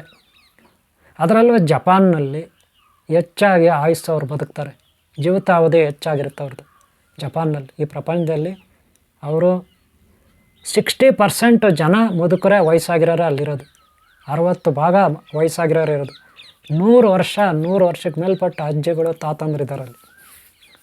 ಮಿನಿಮಮ್ 80 ವರ್ಷ ಮೇಲೇ ಅಲ್ಲಿ ಬದುಕೋದು ಎಲ್ಲರೂ. ಅದೇ ನಮ್ಮ ದೇಶದಲ್ಲಿ, ಭಾರತದಲ್ಲಿ ಮಿನಿಮಮ್ 60 ವರ್ಷ 50 ವರ್ಷಕ್ಕೆ ಫಿನಿಶು, ಮ್ಯಾಕ್ಸಿಮಮ್ ಅಂದರೆ 90 ವರ್ಷ ಅಷ್ಟೇ. ಇಲ್ಲಿ ಅದಕ್ಕೂ ಮೇಲೆ ಯಾರು 100 ವರ್ಷ. ಶಿವಕುಮಾರ ಸ್ವಾಮೀಜಿಗಳು 111-12 ವರ್ಷ ಇದ್ದರು, ಅವಾಗ ಹೋದರು. ಹಾಗೆ ಇನ್ನು ಆಫ್ರಿಕಾನಲ್ಲಿ ಮ್ಯಾಕ್ಸಿಮಮ್ 40 ವರ್ಷ 45 ವರ್ಷ ಮ್ಯಾಕ್ಸಿಮಮ್. ಇನ್ನು ಕಡಿಮೆ ಅಂದರೆ 20 ವರ್ಷಕ್ಕೋ 16 ವರ್ಷಕ್ಕೋ 15 ವರ್ಷಕ್ಕೋ ಆಫ್ರಿಕಾನಲ್ಲಿ ಫಿನಿಶ್. ಈ ರೀತಿ ಆಯಾ ದೇಶ, ಅಲ್ಲಿ ತಿಂತಕ್ಕಂಥ ಆಹಾರ ಪದಾರ್ಥ, ಅಲ್ಲಿ ಅವರ ಜೀವನ ಶೈಲಿ, ಮಾನಸಿಕ ದೈಹಿಕ ಅವರ ಒತ್ತಡ, ಅವುಗಳ ಆಧಾರದ ಮೇಲೆ ಅವ್ರ ಜೀವನದ ಮೇಲೆ ಆಯುಸ್ಸು ನಿರ್ಧಾರ ಆಗುತ್ತೆ. ಅದಕ್ಕೆ ನಾವು ಯಾವಾಗಲೂ ನ್ಯಾಯ, ನೀತಿ, ಸತ್ಯ, ಧರ್ಮವನ್ನು ಪಾಲನೆ ಮಾಡಿದ್ರೆ ಆ ಯಕ್ಷ, ಯಕ್ಷಿಣಿ, ಆ ನಾಗರಾಣಿ, ನಾಗರಾಜಸ್ವಾಮಿ ಒಲಿತಾರೆ. ಆಮೇಲೆ ಯಮಧರ್ಮ, ಬಹಳ ಧರ್ಮರಾಯ ಹಾಗೂ ಯಮಧರ್ಮ ಇವರು ಹೊಲಿತಾರೆ. ಆಮೇಲೆ ದೇವಾದಿದೇವ ಮಹಾದೇವ ಹೊಲಿತಾನೆ. ಇನ್ನೇನಿದೆ ಶ್ರೀಮನ್ನಾರಾಯಣ ಶಕ್ತಿ, ಬ್ರಾಹ್ಮಿ ಶಕ್ತಿ, ಸಚ್ಚಂದ್ರಾದಿ ಶಕ್ತಿ, ಗುರುಗಳ ಶಕ್ತಿ ಆಶೀರ್ವಾದ ನಮಗಿರುತ್ತೆ. ಆ ವಿಘ್ನೇಶ್ವರ ದೇವನಿಂದ, ಕುಮಾರಸ್ವಾಮಿ ಶಕ್ತಿಯಿಂದ, ಎಲ್ಲ ದೇವತೆಗಳ ಶಕ್ತಿ ನಮಗಿರುತ್ತೆ. ಆವಾಗ ನಾವು ಶಾಶ್ವತವಾಗಿ ಇದೇ ಶರೀರದಲ್ಲಿ ಇರ್ತೀವಿ. ಶರೀರದಲ್ಲಿ ನರಗಳು, ನಾಡಿಗಳು, ಶೆಲ್ಸು, ಜೀವಕೋಶಗಳು ಇವೆಲ್ಲದರಲ್ಲೂ ಹೆಚ್ಚಿನ ಶಕ್ತಿ, ಎನರ್ಜಿ ಬರುತ್ತೆ. ಇಡೀ ಪ್ರಕೃತಿಯಲ್ಲಿ ಗ್ರಹಗಳು, ತಾರೆಗಳು, ನಕ್ಷತ್ರಗಳು, ಗಿಡ, ಮರ, ಬಳ್ಳಿ, ಪ್ರಕೃತಿ ನಮಗೆ ಸ್ಪಂದಿಸುತ್ತೆ. ನಮ್ಮ ಜೀವಕೋಶದಲ್ಲಿ ಒಂದು ಭಾಗ ಇದೆ, ಈ ನೇಚರಲ್ಲಿರೋ ಶಕ್ತಿನ ಹೀರ್ಕೊಳ್ಳುತ್ತೆ, ಆ ಎನರ್ಜಿನ ಹೀರ್ಕೊಳ್ಳುತ್ತೆ. ನಮ್ಮ ಜೀವಕೋಶದಲ್ಲಿ ಒಂದು ಭಾಗ ಇರುತ್ತೆ, ಒಂದು ಡಿವಿಷನ್. ಅದನ್ನು ಹೆಚ್ಚಿಸ್ಕೋಬೇಕು. ಯಾರು ಆಧ್ಯಾತ್ಮಿಕವಾಗಿ ಸದೃಢವಾಗಿರ್ತಾರೆ ಅವ್ರಿಗೆ ಆ ಶಕ್ತಿ ಹೆಚ್ಚಾಗಿ ಲಭಿಸುತ್ತೆ. ಅಂದರೆ ನಮ್ಮಲ್ಲಿ ದೈವತ್ವ, ಅಮರತ್ವ ಶಕ್ತಿ ಹೆಚ್ಚುತ್ತೆ. ಇದೇ ಸ್ಕ್ಯಾನರ್ಗಳಲ್ಲಿ ನಾವು ಚೆಕ್ ಮಾಡ್ಬೋದು. ಕೆಲವೊಂದು ಸ್ಕ್ಯಾನರ್ಗಳಲ್ಲಿ ಫಾರ್ ಎಕ್ಸಾಂಪಲ್, ಒಬ್ಬ ವ್ಯಕ್ತಿಗೆ ಡೇಟ್ ಆಫ್ ಬರ್ತ್ ಪ್ರಕಾರ ನೋಡೋಕ್ಕೆಲ್ಲ ಚೆನ್ನಾಗಿದ್ದಾನೆ, ಸುಂದರವಾಗಿದ್ದಾನೆ, ಗಟ್ಟಿಯಾಗಿದ್ದಾನೆ, ಫ್ರೆಶ್ ಅಂದರೆ ಫ್ರೆಶ್ಶು. ಅದೇ ಆತನ ಪಕ್ಕದಲ್ಲಿ ಇನ್ನೊಬ್ಬ ಇರ್ತಾನೆ, ವಯಸ್ಸಾಗಿರ್ತಾನೆ, ನಮ್ಮ ಥರ ಮುದುಕ, ನೋಡೋಕ್ಕೆ ಇಷ್ಟೇ ಸಣ್ಣಗೆ ಇರ್ತಾನೆ, ಇವರಿಬ್ಬರಲ್ಲಿ ಯಾರಿಗೆ ಹೆಚ್ಚಾಗಿ ಬದುಕ್ತಾರೆ? ಈಗ ಡೇಟ್ ಆಫ್ ಬರ್ತಲ್ಲ, ಆ ಹುಡುಗನಿಗೆ 25 ವರ್ಷ. ಆ ಹುಡುಗನಿಗೆ ನೋಡೋಕೆ ಒಳ್ಳೆ ಹೈಟು, 6.5 ಅಡಿ 7 ಅಡಿ ಇದ್ದಾನೆ, ಒಳ್ಳೆ ದಪ್ಪ ಇದ್ದಾನೆ. ಆತ ತೂಕ ಮಾಡಿದ್ರೆ ಒಂದು 80 kg ತೂಗ್ತಾನೆ. ಅದೇ ಪಕ್ಕದಲ್ಲಿ ನಾನಿದ್ದೀನಿ, ನಾನು ಎಷ್ಟು ಇದ್ದೀನಿ ಬಡಪಾಯಿ ಜೀವ, ಬರೀ 39 kg ಅಷ್ಟೇ. ನಾನು 39ರಿಂದ 40, ಮ್ಯಾಕ್ಸಿಮಮ್ ಅಂದರೆ 41 ಅಷ್ಟೇ. ನಾನು ಇಲ್ಲಾಂದರೆ ಕೆಳಗಡೆ ಮತ್ತೆ 40, 39 ಅಷ್ಟೇ. ನಾನು ಅವನ ಪಕ್ಕದಲ್ಲಿ ನಿಂತ್ಕೊಂಡ್ರೆ ಅವನು ಒಳ್ಳೆ ಮಿಲ್ಟ್ರಿ ಆಫೀಸರು, ಒಳ್ಳೆ ಹೀರೋ, ಸಿನಿಮಾ ಹೀರೋ ಥರ ಇರ್ತಾನೆ. ಸಲ್ಮಾನ್ ಖಾನು, ಋತಿಕ್ ರೋಷನು, ಯಾರೋ ಥರ ಇರ್ತಾನೆ. ಆ ಪ್ರಭಾಸ, ದರ್ಶನ್, ಯಶು ಅಂತಿರಲ್ಲಪ್ಪ, ಅವ್ರ ಥರ ಇದ್ದಾನೆ. ನಾನು ನೋಡಿದ್ರೆ ಒಳ್ಳೆ ಕಾಮಿಡಿ ಆಕ್ಟರ್ ಥರ ಪಕ್ಕದಲ್ಲಿ ಜೋಕರ್ ಥರ ಇರ್ತೀವಿ, ಒಳ್ಳೆ ಬಡಪಾಯಿ ಸನ್ಯಾಸಿ. ಹೆಚ್ಚಾಗಿ ಯಾರು ಬದುಕ್ತಾರೆ ಇಲ್ಲಿ? ನೋಡ್ರಿ, ನಮ್ಮ ಶರೀರದಲ್ಲಿರೋ ನ್ಯೂಟ್ರಿನಸ್ ಆಧಾರದ ಮೇಲೆ ನಾವು ಬದುಕ್ತೀವಿ. ಕೇವಲ ನೋಡಿಬಿಟ್ರೆ ಡೇಟಾ ಬರುತ್ತಲ್ಲ, ಅದನ್ನು ನ್ಯೂಟ್ರಿನಸ್ಸಲ್ಲೇ ನಾವು ಚೆಕ್ ಮಾಡಬೇಕು. ಆವಾಗ ಚೆಕ್ ಮಾಡಿದಾಗ ನಮ್ಮ ಶರೀರದಲ್ಲಿ ಈಗ ನನಗೆ 56 ವರ್ಷ ಅಂತ ಇಟ್ಕೊಳ್ಳಿ, ನನ್ನ ಶೆಲ್ಸ್ ಚೆಕ್ ಮಾಡ್ತಾರೆ. ಚೆಕ್ ಮಾಡಿದ್ರೆ ಎಷ್ಟಿರುತ್ತೆ ಗೊತ್ತಾ? ನಂದು ನಾನು ತೋರಿಸ್ಕೋಬಾರ್ದು, ಆದರೂ ನಾನು ನಿಮಗೆ ತೋರಿಸ್ತೀನಿ.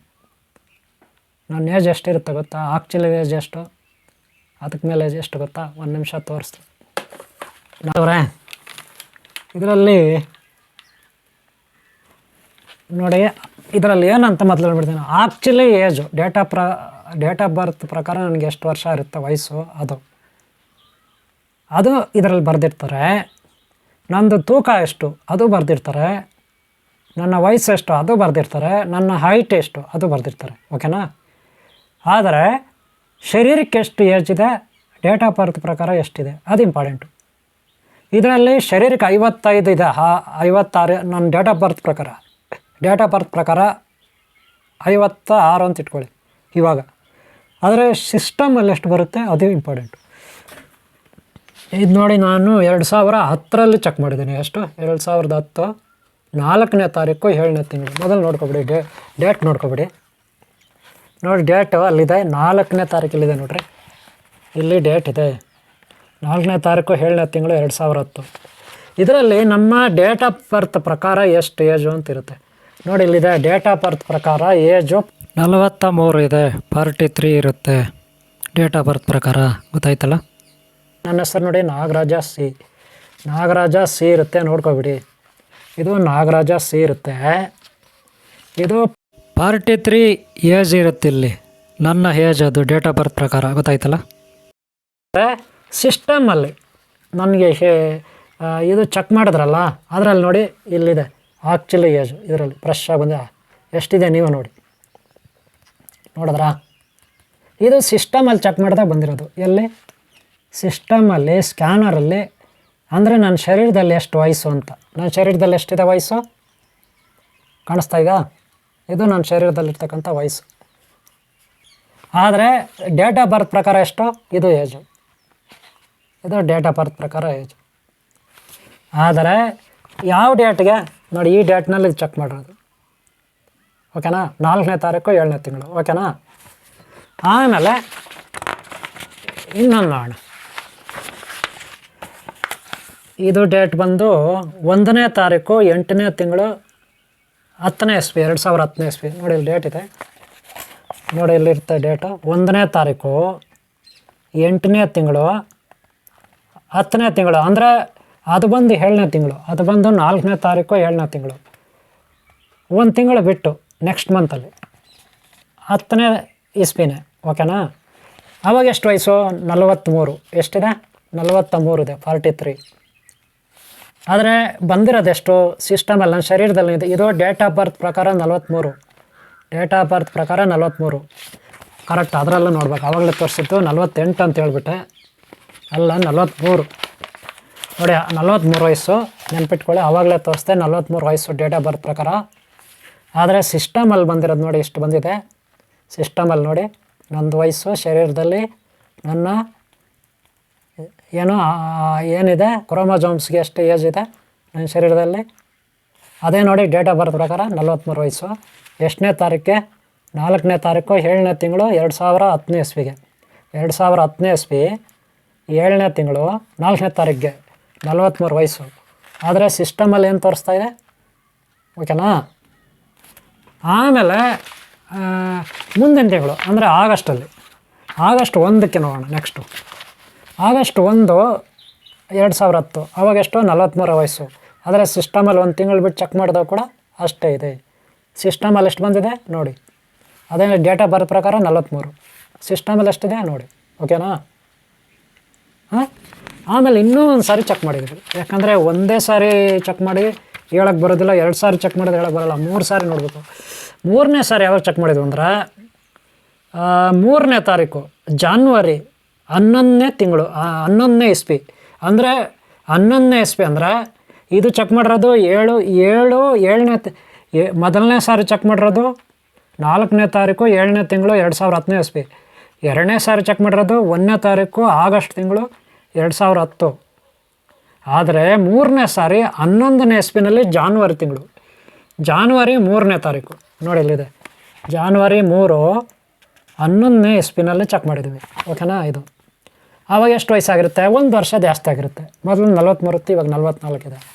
ಇಲ್ಲಿ ಸ್ಕ್ಯಾನರಲ್ಲಿ ಎಷ್ಟು ಬಂದಿದೆ ಕಾಣಿಸ್ತಾ? ಸ್ಕ್ಯಾನರಲ್ಲಿ ನೋಡಿ, ನೋಡ್ಕೊಬಿಡಿ. ಇದು ಸ್ಕ್ಯಾನರಲ್ಲಿ ಬಂದಿರೋ ಇದು ನೋಡಿದ್ರಲ್ಲ? ಓಕೆನಾ? ಓಕೆ, ಇವಾಗ ಏನು ಅರ್ಥ ಆಗುತ್ತೆ ನಿಮಗೆ? ಇದು ಇನ್ನೂ ಬೇರೆ ಬೇರೆಯವ್ರದ್ದು ಭಾರಿ ಡಿಫ್ರೆಂಟ್ ಇದೆ ಬಿಡ್ರಿ, ಅದೆಲ್ಲ ಬೇರೆ ಇದೆ, ಬೇರೆ ಬೇರೆಯವ್ರದ್ದು ತುಂಬ ಇದೆ. ಹೆಂಗಂದ್ರೆ ಇವಾಗ ಬೇರೆಯವ್ರದ್ದು 25 ವರ್ಷ ಆಗಿದೆ ವಯಸ್ಸು ಅಂತ ಇಟ್ಕೊಳ್ಳಿ, ಬೇರೆಯವ್ರದ್ದು 25 ವರ್ಷ ಯಾವುದೋ ಡೇಟ್ ಆಫ್ ಬರ್ತ್ ಪ್ರಕಾರ. ಆದರೆ ಸ್ಕ್ಯಾನರಲ್ಲಿ ಚೆಕ್ ಮಾಡಿದಾಗ 35 ಬರುತ್ತೆ ನೋಡಿರಿ. ಡೇಟ್ ಆಫ್ ಬರ್ತ್ ಪ್ರಕಾರ ಅವ್ರದ್ದು 25, ಅವ್ರು ಹುಟ್ಟಿ 25 ವರ್ಷ ಆಗಿದೆ. ಸ್ಕ್ಯಾನರಲ್ಲಿ ಚೆಕ್ ಮಾಡಿದಾಗ 35 ವರ್ಷ ಬರುತ್ತೆ. ಅಂದರೆ ಅವ್ನಿಗೆ ಇನ್ನೂ 10 ವರ್ಷ ಜಾಸ್ತಿ ಆಗಿದೆ ಅವನ ಶರೀರಕ್ಕೆ. ಅವನಿಗಿರೋದು ಡೇಟ್ ಆಫ್ ಬರ್ತ್ ಪ್ರಕಾರ ಅವ್ನು ಹುಟ್ಟಿ 25, ಸ್ಕ್ಯಾನರಲ್ಲಿ ಚೆಕ್ ಮಾಡಿದ್ರೆ 35 ವರ್ಷ ತೋರಿಸ್ತಾ ಇದೆ. ಅಂದರೆ ಅವ್ನಿಗೆ ಇನ್ನೂ 10 ವರ್ಷ ಜಾಸ್ತಿ ಆಗಿದೆ ಅವನ ಶರೀರಕ್ಕೆ. ಈ ಕ್ಲಾರಿಟಿ ಬಂತಾ? ಅದೇ ಇನ್ನೊಬ್ಬಂದು ಯಾರ್ದು ಡೇಟ್ ಆಫ್ ಬರ್ತ್ ಪ್ರಕಾರ 30 ವರ್ಷ ಇದೆ, ಅದೇ ಸ್ಕ್ಯಾನರಲ್ಲಿ ಚೆಕ್ ಮಾಡಿದ್ರೆ 28 ವರ್ಷ ಬರುತ್ತೆ. ಅಂದರೆ 2 ವರ್ಷ ಸೇವ್ ಆಯಿತು ಅವನಿಗೆ. ನೋಡ್ರಿ, ಡೇಟ್ ಆಫ್ ಬರ್ತ್ ಪ್ರಕಾರ 30 ವರ್ಷ ವಯಸ್ಸು, ಸ್ಕ್ಯಾನರಲ್ಲಿ 28 ತೋರಿಸ್ತಾ ಇದೆ. ಅಂದರೆ ಇನ್ನೂ 2 ವರ್ಷ ಫ್ರೆಶ್ ಆಗಿದ್ದಾನೆ. ಅದೇ ಇನ್ನೊಬ್ಬರದ್ದು ಯಾರ್ದು ಡೇಟ್ ಆಫ್ ಬರ್ತ್ ಪ್ರಕಾರ 45 ಇದೆ, ಡೇಟ್ ಆಫ್ ಬರ್ತ್ ಪ್ರಕಾರ 45 ವರ್ಷ ಇದೆ, ಸ್ಕ್ಯಾನರಲ್ಲಿ ಚೆಕ್ ಮಾಡಿದಾಗ ಎಷ್ಟು ಬರ್ತಾಯಿದೆ? 35 ಬರ್ತಾಯಿದೆ. ಬರೀ 35 ವರ್ಷ ತೋರಿಸುತ್ತೆ. ಅಂದರೆ ಇನ್ನೂ 10 ವರ್ಷ ಒಂದು ಫ್ರೆಶ್ ಆಗಿದ್ದಾನೆ ಶರೀರ. ಈ ಕ್ಲಾರಿಟಿ ಬಂತ ನಮಗೆ? ಈ ರೀತಿ ದೀರ್ಘಾಯುಸ್ಸನ್ನು ನಾವು ಚೆಕ್ ಮಾಡ್ಬೋದು. ಹಾಗೆ ಶಾಶ್ವತವಾಗಿ ಅಮೃತ ತೊಗೊಂಡ್ರೆ ಹೆಂಗೆ? ಅದೇ ಹೇಳಿದ್ದು 18 ವರ್ಷ ಇರಬೇಕು ವಯಸ್ಸು ಶರೀರಕ್ಕೆ. ದೇವತೆಗಳ ಆಯುಸ್ಸು ಎಷ್ಟು? ದೇವತೆಗಳ ಆಯುಸ್ಸು 18 ವರ್ಷ. ಯೌವನ, ಚಿರ ಯೌವನ ದೇವತೆಗಳು ಅಮರತ್ವ ಪಡೆದಿರ್ತಾರೆ. ಅದೇ ಗೌರ್ಮೆಂಟ್ ರೂಲ್ಸ್ ಪ್ರಕಾರ ಎಷ್ಟು? 18 ವರ್ಷ. ಗೌರ್ಮೆಂಟ್ ರೂಲ್ಸ್ ಪ್ರಕಾರ 18. ಪುರಾಣಗಳೆಷ್ಟು? 18 ಪುರಾಣ. ಭಗವದ್ಗೀತೆ ಅಧ್ಯಾಯಗಳೆಷ್ಟು? 18. 18 ಅಂದರೆ 1 + 8 9. 9 ಅಂದರೆ ನವಶಕ್ತಿ. ಅರ್ಥ ಆಯ್ತಾ? 18 ಪುರಾಣಗಳು ಗೊತ್ತಾಯ್ತಲ್ಲ? 18 ಅಧ್ಯಾಯ ಶ್ರೀ ಶಕ್ತಿ ಮಹಾತ್ಮೆಯಲ್ಲಿ ಭಗವದ್ಗೀತೆಯಲ್ಲಿ. 18 ಅನ್ನೋದು ಅಷ್ಟು ಮಹತ್ವ. ಎಲ್ಲೆಲ್ಲ ಏನೇನು ನವಶಕ್ತಿಗೆ ಅದು ಗೊತ್ತಾಯ್ತೇನ್ರಿ? Government rules ಪ್ರಕಾರನೂ 18. ಅರ್ಥ ಆಯ್ತಾ? 18ನೇ ತಾರೀಕು ಡಿಸೆಂಬರ್ ತಿಂಗಳು 2005ನೇ ಇಸ್ವಿ ನನ್ನ ತಪಸ್ಸಾಧನೆಯಲ್ಲಿ ಆ ಭಗವಂತ ಪರಮೇಶ್ವರ ದರ್ಶನ ಕೊಟ್ಟು ದಿನ ಅದು ರಾತ್ರಿ 1:10ಕ್ಕೆ. ಗೊತ್ತಾಯ್ತಿಲ್ಲ? ಓಕೆನಾ? ಎಷ್ಟಾಗಿದೆ ಬಿಡಿ ಅದೆಲ್ಲ. ಹೀಗೆ ಶರೀರ ಅಮರತ್ವ ಚಿರಯೌವನ ಅಂತ ನಾವು ತಿಳ್ಕೊಬೇಕಂದ್ರೆ ಈ ರೀತಿ ನಾವು ನ್ಯೂಟ್ರನಸ್ ಸ್ಕ್ಯಾನರ್, ಕರಡ ಸ್ಕ್ಯಾನರ್, ಅವರ ಕಿರ್ಲಿನ್ ಫೋಟೋಗ್ರಫಿ, ಹಾಗೆ ಸಾಕಷ್ಟು ಅಸ್ಟ್ರಾಲಜಿನಲ್ಲಿ, ಹಸ್ತಸಾಮುದ್ರಿಕ ವೈದ್ಯಕೀಯದಲ್ಲಿ ಸಾಕಷ್ಟು ನ್ಯೂರಾನ್ ಸಿಸ್ಟಮ್, ಬ್ರೈನ್ ಸಿಸ್ಟಮ್, ಹೀಗೆ ಸಾಕಷ್ಟು ಸ್ಕ್ಯಾನರ್ಗಳಲ್ಲಿ, ಹಾಗೆ ನಮ್ಮ DNA ಶೆಲ್ಸ್ ಬಗ್ಗೆ ಸಾಕಷ್ಟು ಅಧ್ಯಯನ ಮತ್ತು ಅದರ ಸಂಶೋಧನೆ, ಹಾಗೆ ಸ್ಕ್ಯಾನರ್ಗಳಲ್ಲಿ ನಾವು ಲ್ಯಾಬ್ನಲ್ಲಿ ಅವುಗಳ ಬಗ್ಗೆಲ್ಲ ನಾವು ಸಾಕಷ್ಟು ಇರುತ್ತೆ ಎಕ್ಸ್ಪೆರಿಮೆಂಟ್ಗಳು, ಅವೆಲ್ಲ ಶರೀರದ ಬಗ್ಗೆ ಮಾಡಬೇಕಾಗುತ್ತೆ. ಆವಾಗ ಶರೀರಕ್ಕೆ ಎಷ್ಟು ಅಮೃತ್ವ ಇದೆ ಆ ಕ್ರೋಮೋಸೋಮ್ಸ್ ಮೇಲೆ ನಿರ್ಧಾರ ಆಗುತ್ತೆ. ಗೊತ್ತಾಯ್ತಲ್ಲ ಎಷ್ಟು ಫ್ರೆಶ್ ಇದೆ ಅಂದ್ಬಿಟ್ಟು. ಆದರೆ ಇದೆಲ್ಲ ಒಂದು ನಿಮ್ಮ ಹಾಸ್ಪಿಟ್ಲ್ಗಳಲ್ಲಿ ನಿಮಗೆ ಸಿಗೋಲ್ಲ, ನೆನ್ಪಿಟ್ಕೊಳ್ಳಿ. ನನಗೆ ಗೊತ್ತಿರೋ ಹಾಸ್ಪಿಟ್ಲ್ಗಳಲ್ಲಿ ಕೆಲವು ಸ್ಕ್ಯಾನರ್ಗಳೆಲ್ಲ ಸಿಗೋಲ್ಲ, ಬೇಕಾಗಿರೋಂಥ ಸ್ಕ್ಯಾನರ್ ಸಿಗೋಲ್ಲ. ತುಂಬ ಅಪರೂಪಕ್ಕೆ ನಾವು ಹೊರಗಡೆ ಆ ದೇಶ ಈ ದೇಶ ಇನ್ನೊಂದು ಕಡೆ ಮತ್ತೊಂದು ಕಡೆ ಹುಡ್ಕಾಡಬೇಕು. ನನ್ನ ಜೀವನದಲ್ಲಿ ನಾನು ತುಂಬ ಕಷ್ಟಪಟ್ಟಿದ್ದೀನಿ. ಸುಮಾರು ಓನಾಗಿ ಸ್ವಂತ ಸಂಶೋಧನಾ ಕೇಂದ್ರ ಕೆ ಆರ್ ಪುರಮಲ್ಲಿ ಇತ್ತು ಬೆಂಗಳೂರಲ್ಲಿ. ಸ್ವಂತ ಸಂಶೋಧನಾ ಕೇಂದ್ರ ನಮ್ಮದು. ಅದರಲ್ಲಿ ಸಂಶೋಧನೆಯನ್ನು ಪ್ರಾರಂಭಿಸಿದೆ ಒಂದಷ್ಟು ಜನ ಸಹಾಯಕರನ್ನ ಇಟ್ಕೊಂಡು. ಹಾಗೆ ಬೇರೆಯವ್ರ ಜೊತೆ ಶೇರ್ ಮಾಡಿಕೊಂಡು ಬ್ಯಾಂಕಾಕ್, ಮಲೇಷ್ಯಾ, ಚೈನಾ ಆ ಕಂಪನಿಗಳು, ಆ ಸಂಸ್ಥೆಗಳು, ಸಂಶೋಧನಾ ಕೇಂದ್ರಗಳ ಜೊತೆ ನಾನು ಶೇರ್ ಮಾಡಿಕೊಂಡು ಸಂಶೋಧನೆ ನಡೆಸಿದೆ. ವೈದ್ಯಕೀಯ, ಮೆಡಿಕಲ್, ಗೊತ್ತಾಯ್ತಲ್ಲ. ಸಾಕಷ್ಟಿದೆ ಈ ಥರ ಎಲ್ಲ. ಈಗಾಗಲೇ ನಾನು ಲಾಸ್ಟ್ ಟೈಮ್ ಅಕ್ವಾಪ್ರೆಷರ್ ಬಗ್ಗೆ ಹೇಳಿದ್ದೀನಿ, ವಿಡಿಯೋ ಅಪ್ಲೋಡ್ ಮಾಡಿದ್ದೀನಿ. ಹಾಗೇ ಕಿರ್ಲಿನ್ ಫೋಟೋಗ್ರಫಿ ಬಗ್ಗೆ ಅಂದರೆ ಸಪ್ತಚಕ್ರಗಳ ಬಗ್ಗೆ ಲಾಸ್ಟ್ ಟೈಮ್ ನಾನು ತೋರಿಸಿದ್ದೀನಿ. ಆ ವಿಡಿಯೋ ನೋಡಿಲ್ಲ ಅಂದರೆ ನೋಡಿ. ಕಿರ್ಲಿನ್ ಫೋಟೋಗ್ರಫಿ ಹೌರ ಸ್ಕ್ಯಾನರ್ ಅಂತಿರುತ್ತೆ. ಲಾಸ್ಟ್ ಟೈಮ್ ವಿಡಿಯೋ ಮಾಡಿ ಶೇರ್ ಮಾಡಿದ್ದೀನಿ, ನೋಡಿಲ್ಲ ನೋಡಿ. ಅದು ನನ್ನ ರಿಪೋರ್ಟ್ ಅದರಲ್ಲಿ ತೋರಿಸಿದ್ದೀನಿ. ಇದು ನಾನು ರಿಪೋರ್ಟ್ ತೋರಿಸಿದ್ದೀನಿ. ರಿಸಲ್ಟ್ ಎಷ್ಟು ಬಂದಿದೆ ನೋಡಿದ್ರಲ್ಲ ನಂದು ಶರೀರದ. ಆ ರೀತಿ ಓಕೆನಾ, ಇರಲಿ. ಓಕೆ, ಇಲ್ಲ ಆನ್ಲೈನ್ ಕ್ಲಾಸಸ್ ಇರುತ್ತೆ, ಸೇರ್ಕೋಬೋದು. ಶಾಶ್ವತ ಅಮರತ್ವ ಪಡಿಬೋದು. ಗೊತ್ತಾಯ್ತಲ್ಲ. ಒಬ್ಬ ವ್ಯಕ್ತಿ ದೈಹಿಕವಾಗಿ, ಮಾನಸಿಕವಾಗಿ, ಭಾವನಾತ್ಮಕವಾಗಿ ಸದೃಢನಾಗಬೇಕು. ಹಾಗೆ ಆಧ್ಯಾತ್ಮಿಕವಾಗಿ, ಪಾರಮಾರ್ಥಿಕವಾಗಿ ಧರ್ಮಸೂತ್ರಗಳ ಅಡಿಯಲ್ಲಿ ಅವನು ಬದುಕಬೇಕು. ಆಗಲೇ ಅಮರತ್ವ ಲಭಿಸೋದು, ಇಲ್ಲಾಂದರೆ ಲಭಿಸಲ್ಲ. ಓಕೆನಾ. ಓಕೆ, ಈ ವಿಡಿಯೋ ಎಲ್ಲ ಮುಗಿಸ್ತಾ ಇದ್ದೀನಿ. ಏನೇನು ಡೌಟ್ಸ್ ಇದ್ದರೆ ನನಗೆ ಕಾಲ್ ಮಾಡಿ ಕೇಳಿ. ಆನ್ಲೈನ್ ಕ್ಲಾಸಸ್ ಇರುತ್ತೆ, ಸೇರ್ಕೊಳ್ಳಿ. ಕುಂಡಲನಿ ಸಾಧನೆ, ಸಪ್ತಚಕ್ರಗಳ ಸಾಧನೆ, ಈ ರೀತಿ ಸಾಕಷ್ಟು ಸಾಧನೆ ಮಾಡ್ಬೋದು. ಶಾಶ್ವತವಾದ ಅಮರತ್ವ ಪಡ್ಕೋಬೋದು. ಮುಕ್ತಿ, ಜೀವನ್ಮುಕ್ತಿ, ಮೋಕ್ಷ ಪಡಿಬೋದು. ಇವೆಲ್ಲ ಹಿಂದೆ ನಾನು ಸಮಾಧಿ ಬಗ್ಗೆ ಎಲ್ಲ ಹಾಕಿದ್ದೀನಿ ವಿಡಿಯೋ, ಅವೆಲ್ಲ ನೋಡಿ. ಓಕೆ, ಈ ವಿಡಿಯೋ ತುಂಬ ದೊಡ್ಡದಾಗುತ್ತೆ.